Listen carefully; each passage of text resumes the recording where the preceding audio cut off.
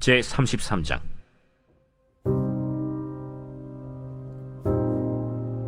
야곱이 눈을 들어보니 에서가 400명의 장정을 거느리고 오고 있는지라.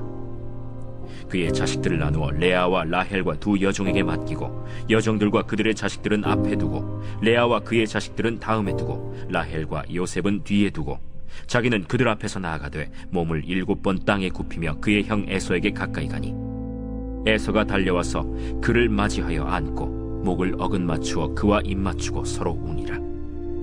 에서가 눈을 들어 여인들과 자식들을 보고 묻되 너와 함께한 이들은 누구냐? 하나님이 주의 종에게 은혜로 주신 자식들이니이다. 그때 여종들이 그의 자식들과 더불어 나와 절하고 레아도 그의 자식들과 더불어 나와 절하고 그 후에 요셉이 라헬과 더불어 나와 절하니 내가 만난 바 이 모든 때는 무슨 까닭이냐? 내 주께 은혜를 입으려 함이니이다. 내 동생아, 내게 있는 것이 족하니 내 소유는 내게 두라. 그렇지 아니하니이다. 내가 형님의 눈앞에서 은혜를 입었사오면 청하건대 내 손에서 이 예물을 받으소서. 내가 형님의 얼굴을 배운즉 하나님의 얼굴을 본 것 같사오며 형님도 나를 기뻐하심이니이다. 하나님이 내게 은혜를 베푸셨고 내 소유도 족하오니 청하건대 내가 형님께 드리는 예물을 받으소서 하고 그에게 강권함에 받으니라. 에서가 이르되 우리가 떠나자. 내가 너와 동행하리라. 내 주도 아시거니와 자식들은 연약하고 내게 있는 양떼와 소가 새끼를 데리고 있은즉 하루만 지나치게 몰면 모든 떼가 죽으리니 청하건대 내 주는 종보다 앞서 가소서. 나는 앞에 가는 가축과 자식들의 걸음대로 천천히 인도하여 세일로 가서 내 주께 나아가리이다. 내가 내 종 몇 사람을 내게 머물게 하리라. 어찌하여 그리하리이까? 나로 내 주께 은혜를 얻게 하소서. 이날에 에서는 세일로 돌아가고 야곱은 숫곳에 이르러 자기를 위하여 집을 짓고 그의 가축을 위하여 우릿간을 지었으므로 그 땅 이름을 숫곳이라 부르더라.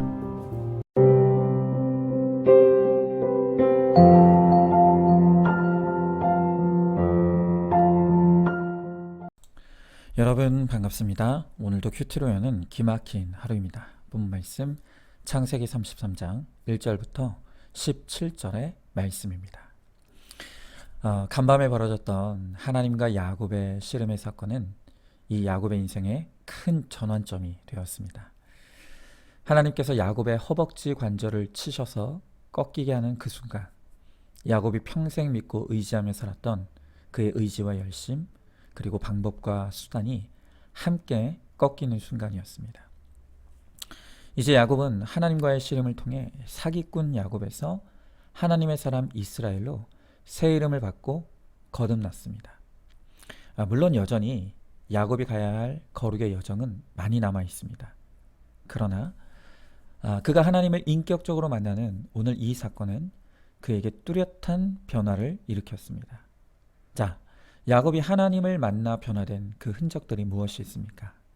자, 먼저 첫 번째로 야곱은 이제 뒤가 아닌 앞에 서 있습니다. 자, 본문의 1절부터 4절의 말씀에 야곱은 간밤에 하나님과의 씨름을 끝내고 어느새 가족들이 있는 무리와 합류했습니다. 자, 그리고 형 에서가 400명의 장정을 거느리고 다가오는 것을 눈앞에서 지켜보고 있었습니다. 자, 그런데 바로 이 장면에서 우리는 정말로 놀라운 이 야곱의 변화를 목격하게 되는 것입니다. 자, 형과의 만남을 눈앞에 두고 야곱이 지금 어디에 위치해 있습니까? 오늘 3절의 말씀에 보니까 자기는 그들 앞에서 나아가되 그랬습니다. 야곱이 어디 있다고요? 그들, 즉 모든 가족들과 종들, 그리고 가축들의 맨 앞에 야곱이 서 있는 것입니다. 여러분, 지난 월요일 큐티 내용 혹시 기억하십니까? 그때 야곱은 형이 400명을 이끌고 온다는 소식을 듣고 벌벌 떱니다. 그러면서 모든 식솔들을 방패막이 삼아 앞서 보내고 자신은 가장 뒤쪽에 남아서 불안에 떨고 있었습니다. 여러분, 지금 이 순간에도 에서가 어떤 마음을 품고 오는지 야곱은 전혀 모릅니다. 그런데 불과 며칠 전까지 형이 무서워서 뒤에 숨어있던 야곱이 지금은 당당하게 모든 가족들 앞에서 맨 앞에 서 있는 것입니다. 야곱은 하나님과의 만남을 통해 지난날 사기꾼 야곱으로 살았던 자신의 모든 죄를 무섭도록 깨닫게 되었습니다. 그래서 오늘 죽어도 할 말이 없는 죄인이라는 것도 인정하게 되었습니다. 그 죄의 밑바닥에 떨어져 보니 이제껏 내가 산 것이 나의 열심과 노력이 아니라 전적으로 하나님의 은혜라는 것을 알게 되었습니다. 이렇게 죄를 물처럼 공기처럼 먹고 마시는 나를 한 번도 놓지 않으신 기가 막힌 하나님의 은혜를 알게 된 것입니다. 그래서 이제 야곱은 내 가족과 형제들도 내가 간밤에 만난 이 좋은 하나님, 그리고 이 좋은 구원을 놓고 얻고 누릴 수 있도록 이제 앞장서기 시작하는 것입니다. 그야말로 이제 야곱은 구원을 위한 이 가정의 영적 제사장, 그리고 가장, 그리고 리더로서 우뚝 서게 되는 것입니다. 자, 여러분은 지금 어디에 있습니까? 내 가족을 사랑한다고 입으로는 말하면서 믿지 않는 가족들의 구원에 애통함 없이 그저 뒤에서 넋놓고 바라보고만 있지는 않습니까? 여전히 공동체와 거리를 두면서 뒤에 머물고 있지는 않습니까? 직장에서도 다른 사람들이 내가 예수 믿는 사람인지 아무도 모를 정도로 그저 뒤에 숨어 있지는 않습니까? 여러분, 내가 만약 여전히 예수 믿으면서도 뒷자리에 머물러 있다면 내가 정말 하나님을 만난 것인지를 심각하게 돌아봐야 합니다. 아니면 에베소 교회를 향한 하나님의 책망의 말씀처럼 내가 처음 사랑을 잃어버리고 떨어져 버린 것은 아닌지도 점검해 봐야 합니다. 지난 주일에 우리는 서머나 교회에 대해서 나눴었습니다. 서머나 교회의 감독이었던 폴리갑은 순교단 앞에서 고백하기를, 내가 86년을 살면서 우리 주님은 나에게 한 번도 잘못하신 적이 없습니다.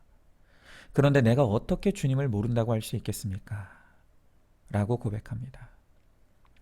그는 온 교회에 가장 앞장서서 주와 교회를 위해 죽어진 순교의 피를 흘렸습니다.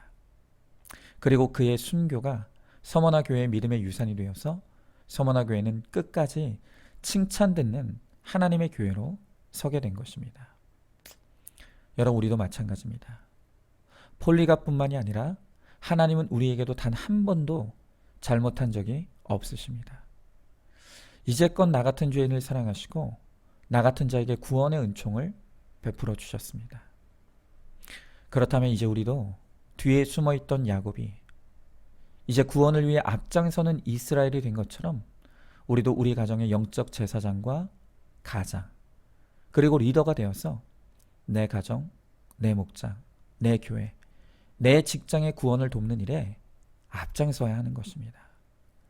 바로 그것이 진정으로 구원받은 성도가 있어야 될 자리인 것입니다. 자, 한번 질문해 봅니다. 나는 가정과 교회와 직장에서 어느 자리에 있다고 생각합니까? 여전히 구원과 상관없이 뒤에 숨어 있지는 않습니까? 내가 구원을 위해 앞장서서 해야 될 구체적인 수고와 섬김이 무엇이라고 생각합니까? 자, 두 번째로 야곱은 마음이 변화되었습니다.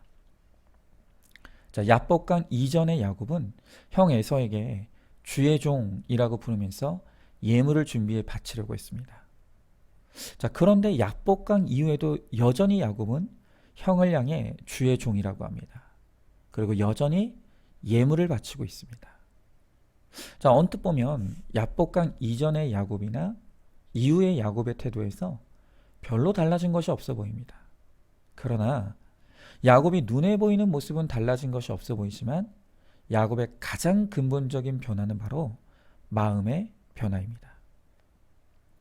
이제 하나님을 만나고 야곱의 인생의 목적이 행복에서 거룩으로 변화되었습니다. 구원이 그의 사명이 되었습니다.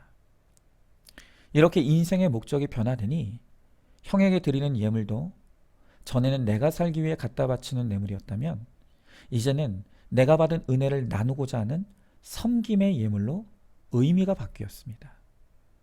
또한 형을 향해 주의 종이라고 부르는 것도 예전에는 형이 무서워서 마음에도 없는 비굴함으로 아부를 했다면 이제는 진심으로 상대의 구원을 위해 나를 낮추고 상대를 높이는 겸손의 고백으로 변화된 것입니다.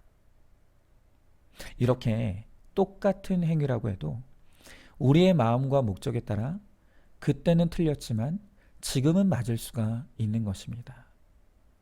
여러분, 저도 그렇습니다. 저는 구속사의 복음을 듣기 전에도 목사였고 그 후에도 목사였습니다. 또 전에도 저는 열심히 있었지만 지금도 열심을 내고 있습니다. 그러나 그 전의 목회는 나의 야망과 성공을 이루기 위한 목회였고 구속사 이후의 목회는 한 영혼을 구원하기 위한 목회로 바뀌었습니다.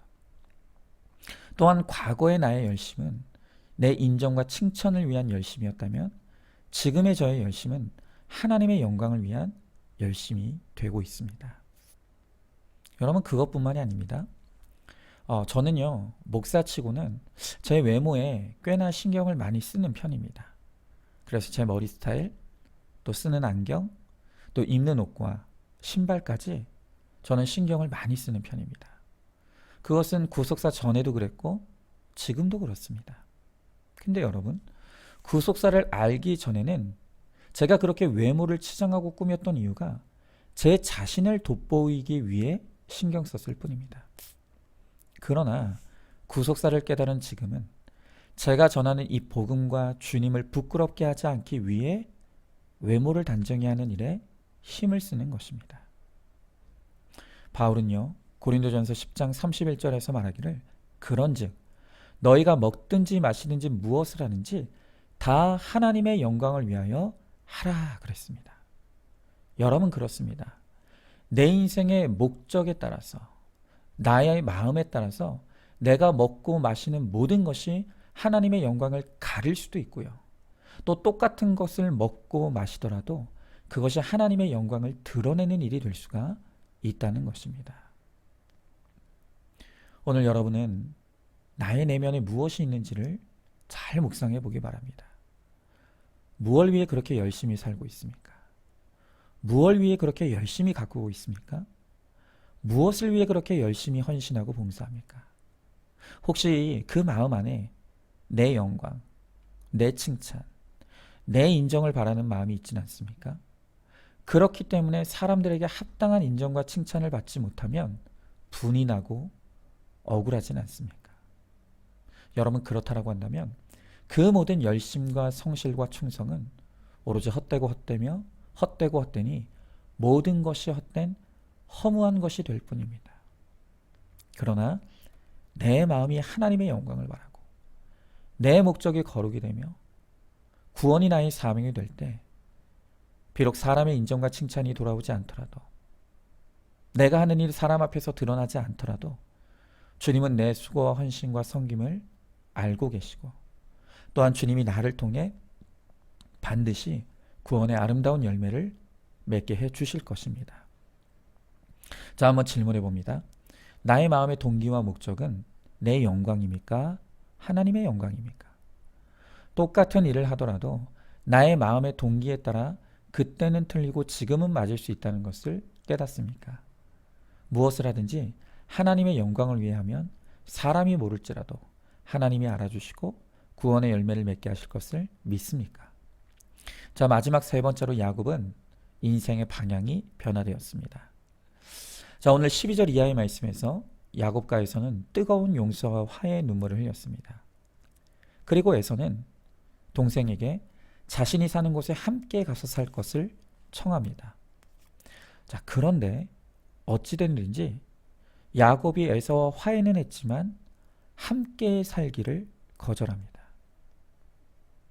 형이 먼저 가면 내가 뒤따라 가겠다라고 말했지만 끝내 야곱은 형을 따라가지 않았습니다. 왜 그랬을까요? 여전히 야곱이 에서를 두려워하는 마음이 남아 있었을까요? 물론 그랬을 수도 있습니다. 그러나 그보다 훨씬 더 중요한 이유를 우리는 오늘 본문에서 발견할 수 있습니다. 자, 그것이 무엇일까요? 자, 오늘 16절에서 그 이유를 알 수가 있는데요. 오늘 16절에 보니까 이렇게 나와 있습니다. 이 날에 에서는 세일로 돌아가고. 여러분, 이 에서가 돌아간 세일은 그가 고향을 떠나 정착한 이방 땅입니다. 자, 여러분, 왜 에서가 고향 가나안 헤브론을 떠나 세일로 가게 되었습니까? 그 이유는 그가 불신 결혼했기 때문입니다. 자, 지난 창세기 27장과 28장을 보면 에서는 이방 여인 헷 여자와 결혼했습니다. 그리고 이후에 또 이스마엘의 딸과 또 한 번 결혼했습니다. 자, 그런데 믿음의 집안에 이방 여인들이 들어오면서 며느리와 시부모 사이에 극심한 갈등이 생겼습니다. 여러분, 이것은 인간적인 고부 갈등이 아니라 순전히 영적인 갈등이었습니다. 이 갈등이 얼마나 심했는지 창세기 27장 46절에 보면 리브가가 이방 며느리들로 인해서 내가 살고 싶지가 않다 라고 말하는 장면이 나옵니다.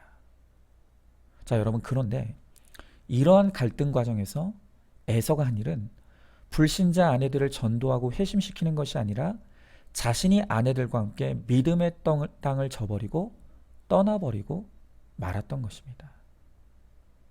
자, 여러분, 그런데 이것은요, 에서만의 문제가 아닙니다. 저는 불신 결혼한 많은 가정을 보았습니다.